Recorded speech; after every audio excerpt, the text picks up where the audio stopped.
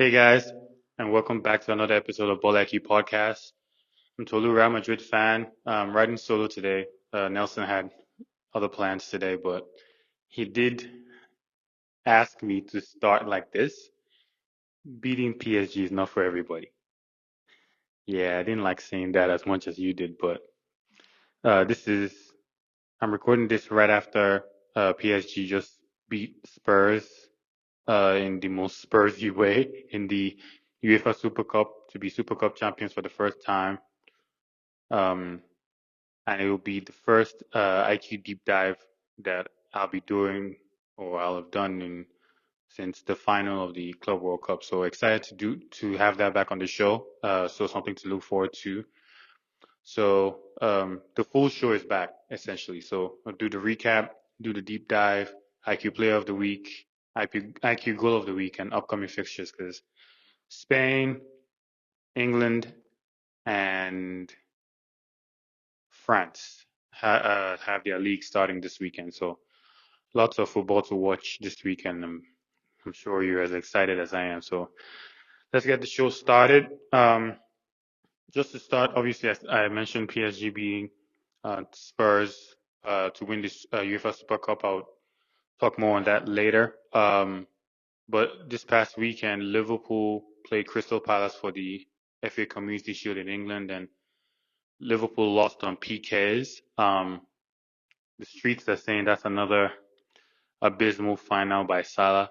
Um, the numbers are kind of looking murky. I'm not going to lie, so it's kind of hard to argue against that, even though he's a great player. But his finals record is beginning to be alarming. That's what, maybe three, four goal involvements in 13.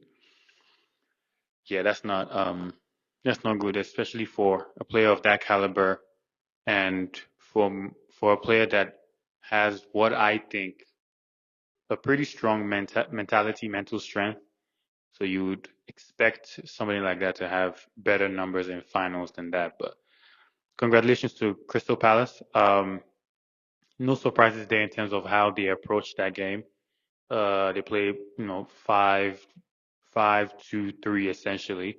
Um, and obviously waiting on the counter. Very, very good on the counter, especially down the right with Munoz and Ismail Assar, just, picking his moments in the inside right to pounce and Mateta, big man up top, and Eze pulling the strings off the left, coming in to try and dictate things. So very similar game plan to how they played City, I'd say. Um, and again, it was effective. They went down twice in the game and still managed to come back to tie the game and then went on to win in PKs. So very, very good for them.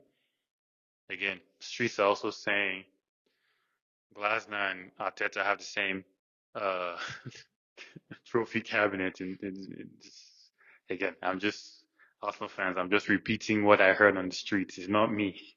I'm just repeating what I heard on the streets. But Glasner is obviously proving himself to be a very, very, very good coach.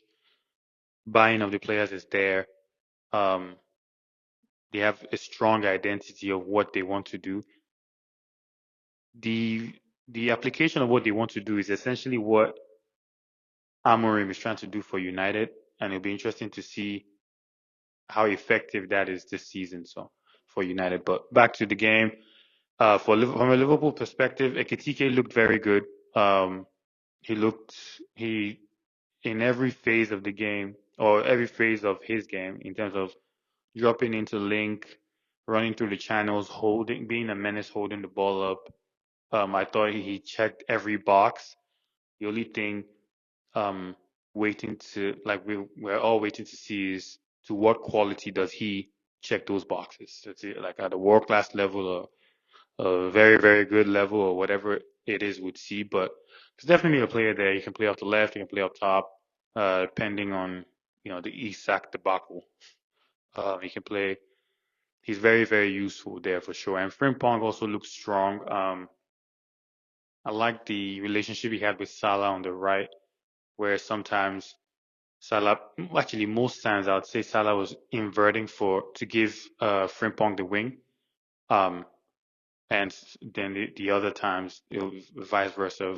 Him going in and Salah going touching the wing as well. So good relationship there. Verts was very good, especially in the first half, playing more of a 10 role, like picking his spot. I thought it was more effective when he was inside left, but he was roaming pretty much everywhere to try and like find pockets of space to be creative. I thought Liverpool had some very nice exchange of play in the middle, like when Ekitike drops and lays off, and two, three passes and they're off, off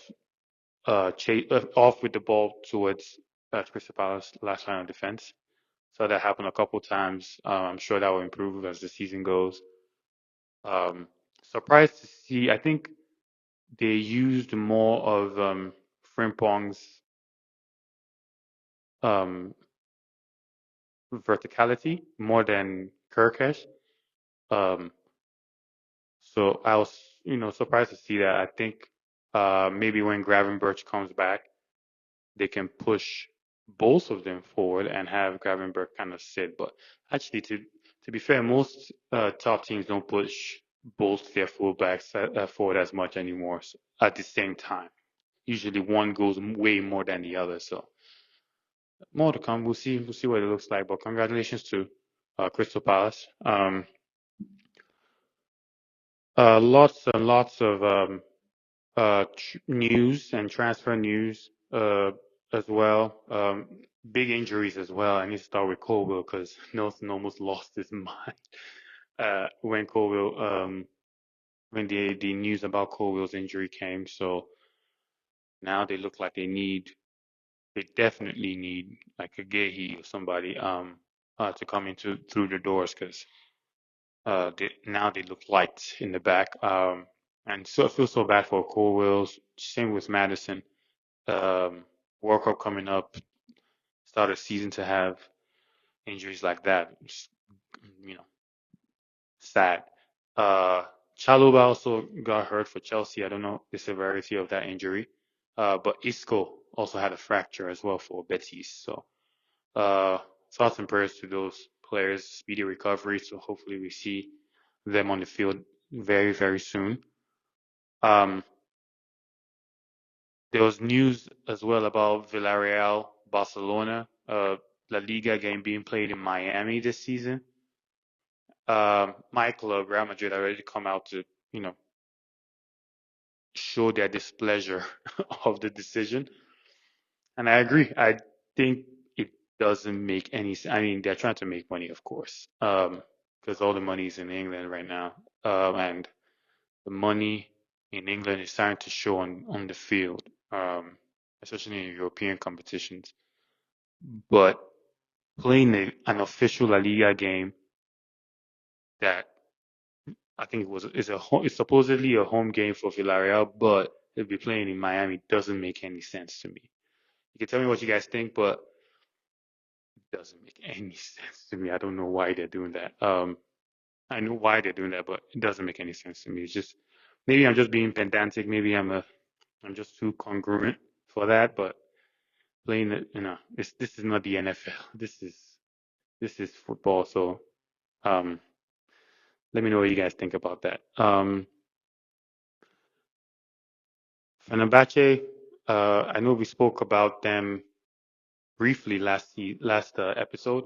They lost their first leg of the Champions League qualifier to Feyenoord away 2-1, and I think I was saying like they have a home game and room for Jose to do the job. Well, he did do the job. I think they won 5-2, so they're back in the Champions League. Looking forward to seeing Jose in the Champions League. Jose is just, I mean, Jose is his box office. You just want to see wherever he's at, what he's doing, what his team is doing. So very, very excited to see them in the Champions League. Um, from a Real Madrid perspective, we played a friendly 4-0 win against Tyrol, I think is how you say their name. Forgive me if I messed that up, but just another tune-up game. Uh, Unfortunately, we didn't have time to do proper preseason, just like most of the teams that went relatively far in the Club World Cup. I mean, it's very hard to kind of judge based on the opposition, but Mbappe looks sharp, Arda looks sharp, Streets the same. Mbappe Arda is looking like Cristiano Ozil. We'll see how that goes, but Arda has looks like has picked up where he left off in the Club World Cup in terms of his trust from Xabi Alonso in terms of positioning in the center of the midfield and range of passing, penetrative passing, and the like. So we'll see Rodrigo coming on for Vinny to score.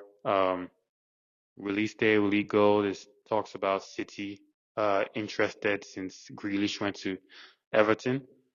Um, I want Rodrigo to stay, obviously. But I understand his if he wants to go, I do understand. Like he's been sacrificing his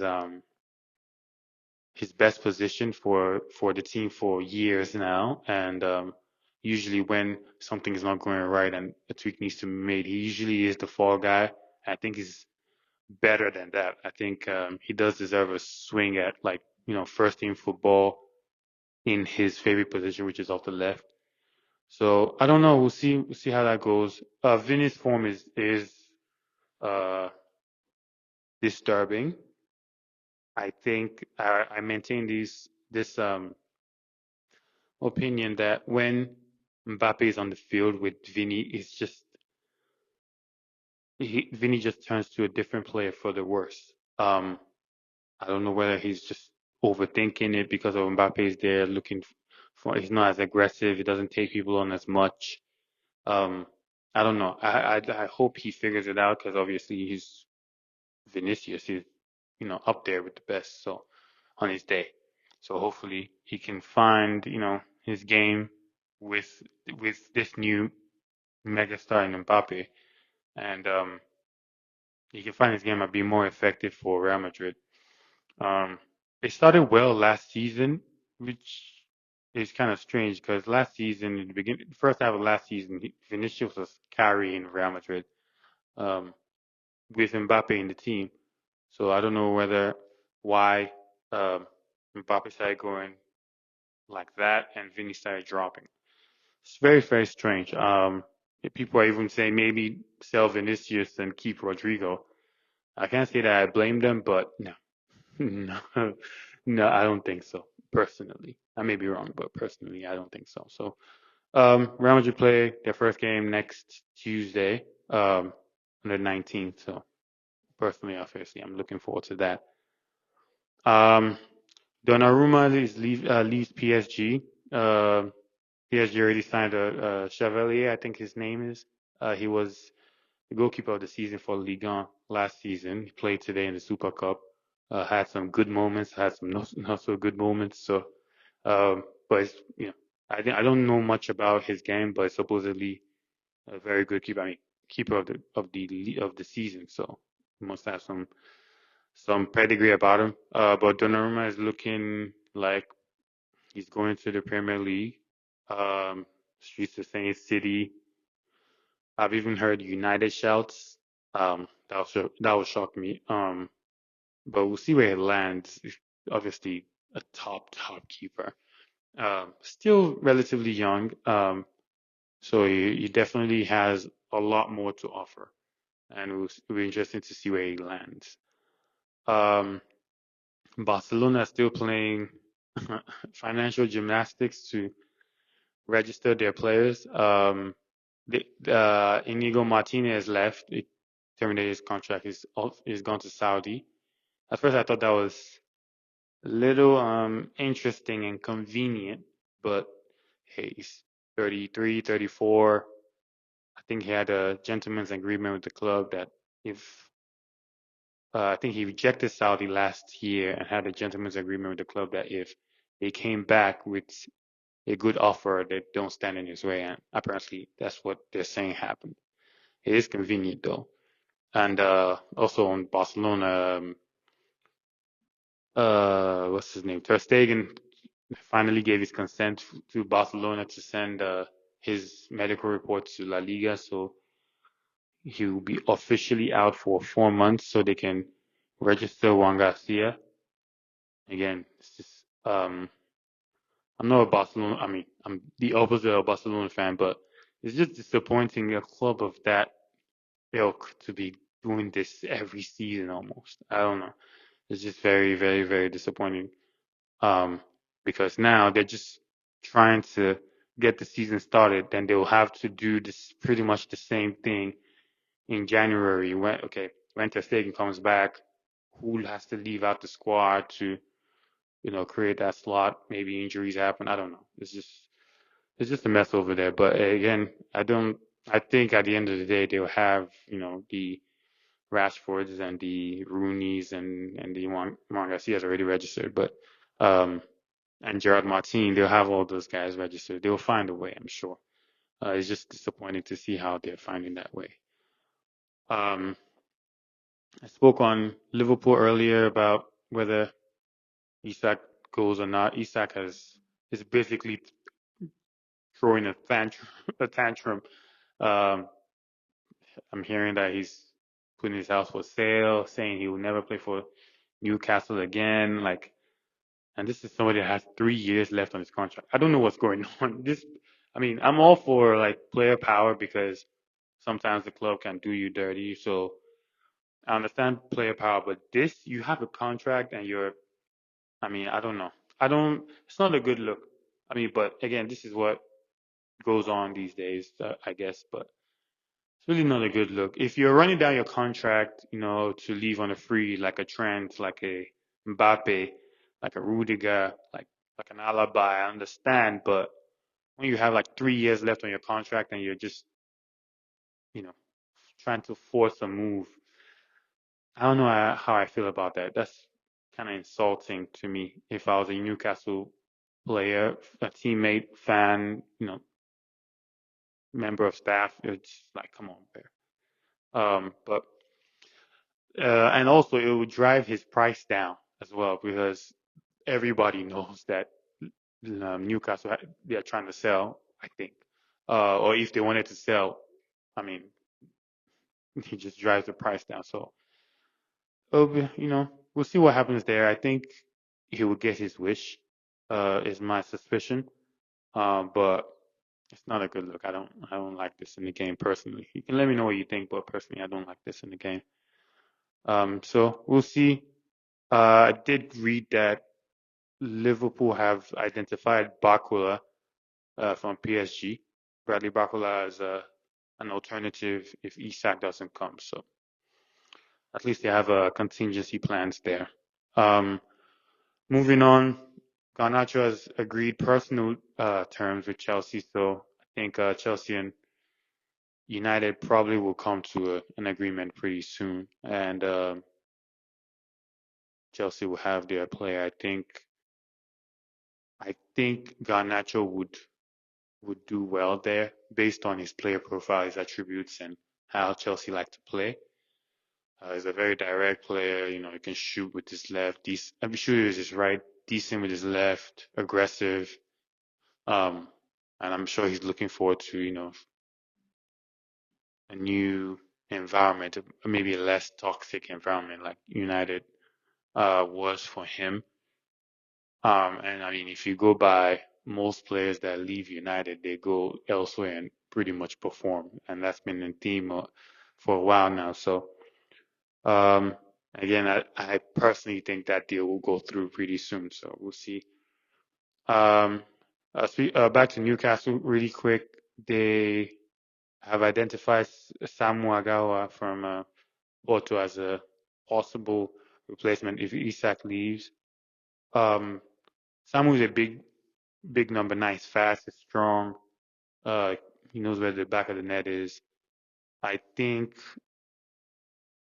I don't know if he's. I mean, I don't know if he's ready or not for that next step. Personally, I don't know. I guess time will tell because he's still raw. Like he's still like a raw striker, but I don't know. Time will tell. He's not like again, I haven't seen the bits I've seen of him, like full games, not just highlights. The games I've seen of him, you can see like there's some more development to do. So maybe what he needs is a, a Newcastle team where obviously still exposed to Europe, but he'll be the main number nine and he can like learn on the job. And in a less demanding club like Newcastle. So again, that's only if Isak leaves. So we'll see. Um, so Endrick gets the number nine shirt. I know I said a week or two ago that Gonzalo was going to get it. That was the reports that I was seeing, but it's official that it's Endrick's. I was saying if Gonzalo Garcia got the nine, what that meant for Endrick in the pecking order. That would have alarmed me because there was talks of him supposedly going on loan to Real Sociedad, but ended up staying and again the nine shirt, and Gonzalo Garcia got the 16 shirt. Um, he hasn't played for Xabi Alonso yet. He was injured during the Club World Cup, so he has something to prove this season. Number nine shirt, Real Madrid at 17. That's heavy. So we'll see. We'll see. He definitely talent. The talent is there. Wicked left foot, pacey, decent technique. Decision making needs to improve, of course, by 17. So the talent is there. So we'll see the type of game time he has with obviously Mbappe going to start as a nine. Him and Gonzalo Garcia have to like fight for chump change, essentially. So we'll see how Xabi Alonso rotates the squad. Um, very top heavy squad for sure. Uh, Good to see Eder Militao back. The clips I've seen him in training and the game against Tyrol, he obviously scored, had a very good game, very strong game. For the style of play that Xabi Alonso wants to play, we definitely need a defender like that that can cover the right center back area. If Trent or Carvajal pushes forward, he can cover there. Um, So me personally, I'm happy to see him back. It's looking like it's going to be um him. It's not looking like it's going to be him, Rudiger and Huijsen possibly. Um, but Rudiger didn't start the last game, so maybe not. I don't know. We'll see. But they're definitely an embarrassment of riches there. I think maybe one more defender would maybe benefit us with center defender, but maybe it could be somebody from the academy or something. Just one more. But again, that's Real Madrid. Me personally, this Nunez going to Al Hilal was um, at first interesting to me until I saw a clip of him saying, when he was still in Liverpool, saying, joking around, saying he needs more money, maybe Saudi, whispering it, joking, haha. Who knew, bro was serious. So he's in Al Hilal now, number 7 shirt. Which makes it more obvious that Liverpool need to sign an Isak like ASAP, which is why I think that deal will go through. So uh, eyes there. And last thing I wanted to touch on is Coman going to Al Nassr. Al Nassr is not playing any games. They've signed João Felix, Inigo Martinez has gone there. Coman is coming. Mbappe and Ronaldo are already there. Like I said, Mbappe, excuse me. Mane and Ronaldo are already there. Um, they looks like they're tired of not winning the league, and they want to at least maximize having Ronaldo there by winning the league. They already won their Champions League, but they need the league. So I mean, again, Coman is a very, very, very decorated player. Yeah, he won the league every single year but one year, I believe, in his stint in Europe. Correct me if I'm wrong, but I think that's correct. So serial winner, pacey winger. Um, Maybe that pushes Mane into the middle as a second striker with Ronaldo now that John Duran has come back to Europe. Um, so Saudi looking very, very, very strong. So Saudi Pro League should be even more interesting this season. That's pretty much all I wanted to cover as a recap. Um, Let me just jump straight into the IQ deep dive to talk about the PSG Tottenham game. Um, Switching here. So again, Spurs lost that game in a very, very Spursy way. They looked good in the first half, most of the second half as well, but again, they just collapsed. PSG had 6 days of training, and it showed in the first half. PSG's formation was the same. The style of play was the same, with four in the back, three in the midfield, and three up top. But when they're playing, Vicha was on the right, which I thought was interesting because usually he plays off the left, and they played Barcola on the left. Hakimi, per usual, right back, and the Mensch for usual center back. Pacho and Marquinhos, per usual. Vitinha was the six. They played Zaire Emery as one of the midfielders, and interestingly enough, Doué was in the middle, and Dembele was up top. So it was more like that. But again, no surprise. The way Dembele comes, plays, he kind of roams here. At some point, or for the most part of the first half at least, it was more of like a box four, where the defenders had nobody that they're marking, and they're trying to dominate the midfield, go wide, maybe try and play a crossing or cut back, and Dembele can sometimes come here, but Hakimi is always wide to play with Vicha, and um, Mensch was staying back for the most part. He picked his spots to go forward, but staying back for the most part. Vitinha drops in here to get the ball to try and dictate, and sometimes Dembele comes here to get the ball. Zaire Emery uh, was the person that I guess came to get the ball from him the most, but some Spurs were pressing hard, so the pass to Dembele opened, the pass to Doué opened a couple times as well. Um, so again, just I mean, yes, John Mensch didn't play and Fabian Ruiz didn't start, but it was the same. I mean, same PSG for the most part. Actually, for pretty much all the parts. Spurs was very, very interesting. They played um, off the ball when PSG were high up the pitch. They played five in the back with Romero, Van der Ven, and Danso. Danso was playing right center back. Um, Van der Ven was playing left center back, and Romero in their center. Porro on the right, and Jet Spence on the left. They played Paulinha, new signing. Papisa was more of a 10 because they weren't pushing forward to support. And Bentancur was playing in midfield. And then Kudus and Richarlison started up top. Their game plan was simple. Just sit tight and pounce on the counter, as well as set pieces, including long throws as well. So, and yet two goals came from set pieces for sure. Um, Kudus had a decent game. Uh, I think they need.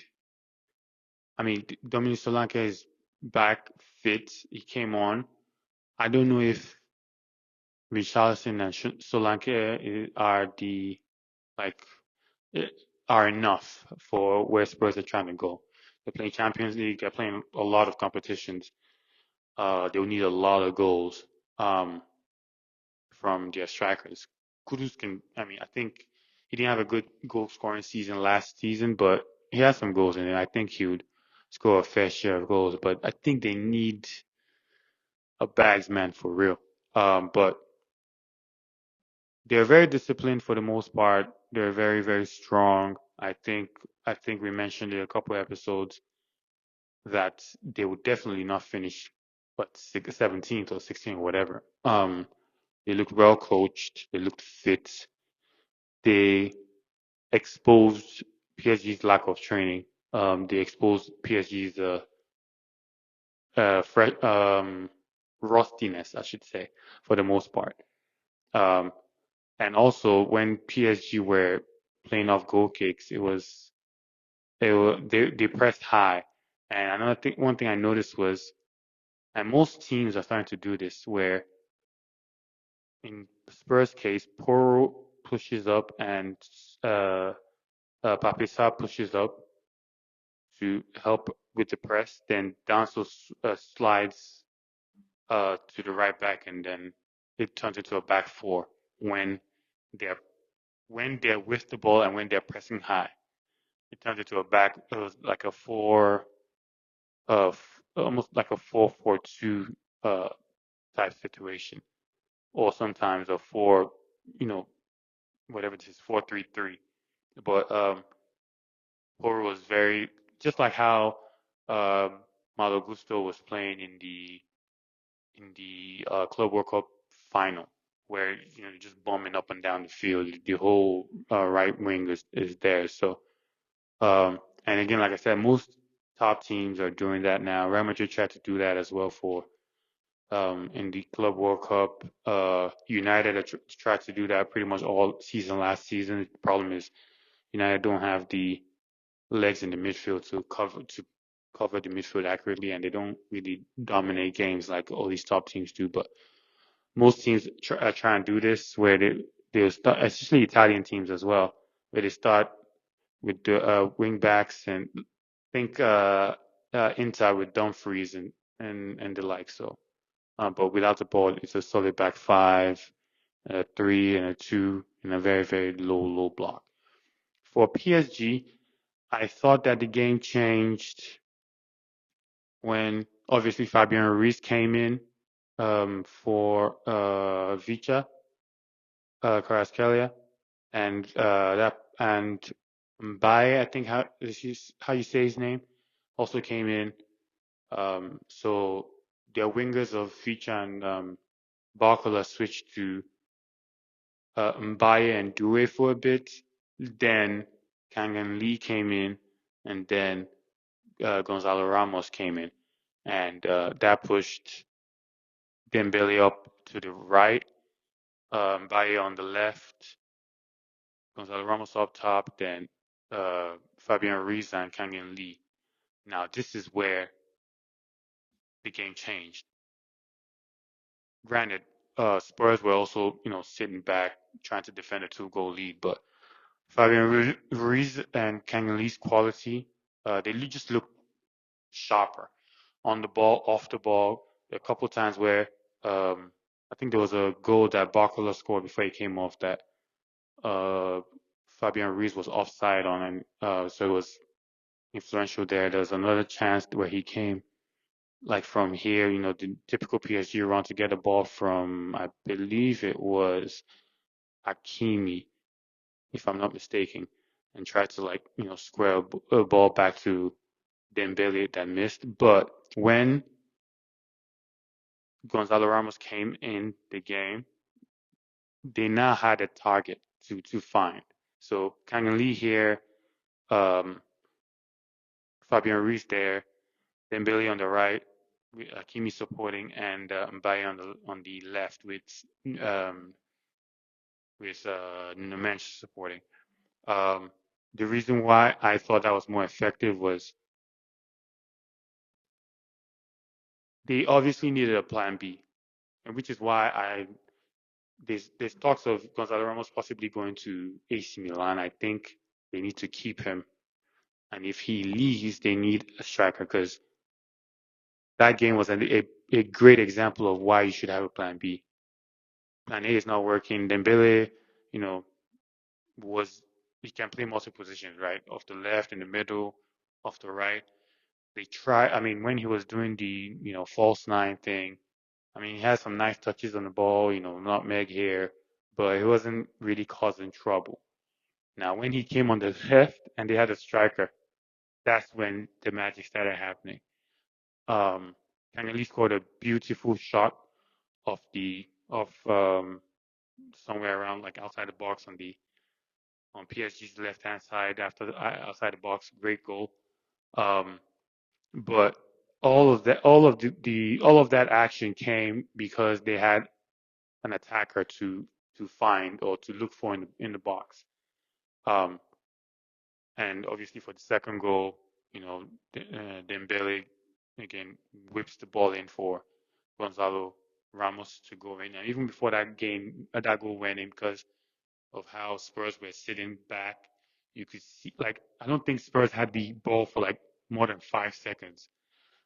PSG were just, you know, trying to, they pinned them in, of course, but PSG were just trying to circulate the ball to the left, come to the right, just looking for an opening for like 5 minutes, it felt like, until Dembele found that, pocket of space to just whip the ball in for Gonzalo Garcia. So very, very impressive for PSG from a mental standpoint. Very disappointing for Spurs because, again, everybody's going to say it's very Spursy of them to lose the game like that.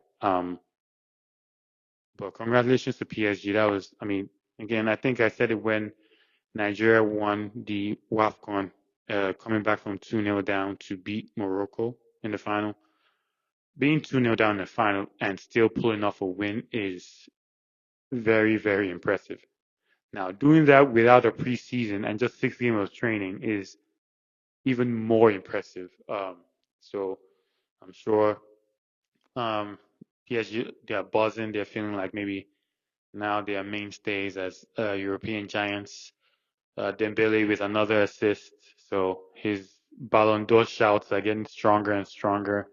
Um, and um, and yeah, that was IQ deep dive. Good. I mean, it started off slow, understandably slow, but it was a very good game overall. And congrats to PSG. Moving on to player of the week. It was kind of difficult to choose between Ismail Assar and for Ismail Assar for Crystal Palace and um, Ousmane Dembele for PSG. I thought they both. I mean, Ismail Assar won the penalty for Crystal Palace that Mateta converted and also scored the equalizer. Dembele was causing havoc and had an assist. So they both had very, very strong games. Um, I don't know what you guys think, but I'm leaning Ismail Assar because Ismail Assar was pretty good and was involved in both his team's goals, um, and scored a penalty if I'm not mistaken. So Ismail Assar, you're the IQ Player of the Week. Congratulations. If you guys think it's Dembele or somebody else that you think deserves it based on the preseason game, you let me know in the comments, please. IQ Goal of the Week, for me, that has to be uh, Kangan Lee's goal. Uh, Very, very good goal. Very important goal because it started the comeback.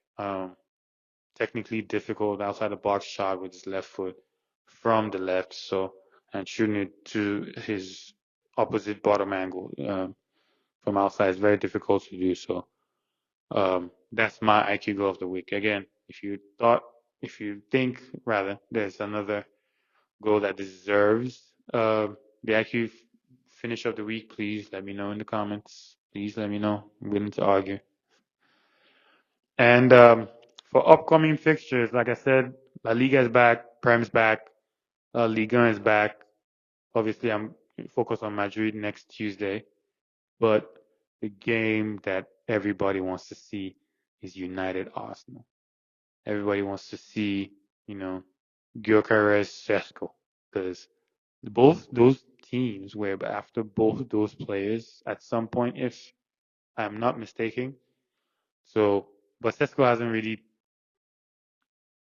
I don't know how many. I don't. Yeah, he didn't play any preseason game for United. Last I checked, please Again, correct me if I'm wrong, but I don't think he played any preseason games. So I, based on Amorim, I'll be surprised if he starts him.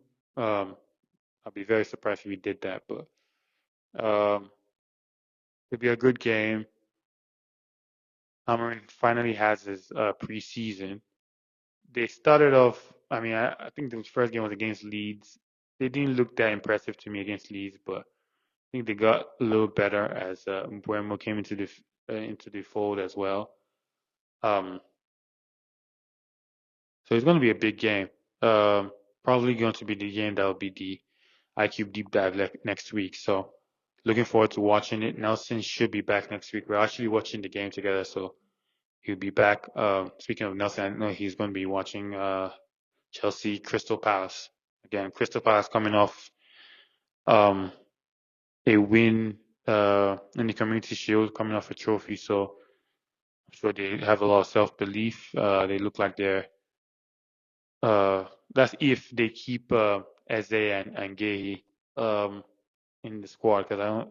They had like two very cheap additions to the squad, so it'll be very important for them to keep those two if they want to do anything in this season. And again, that's I think where they're going to play in Europe is still pending, either Conference or Europa.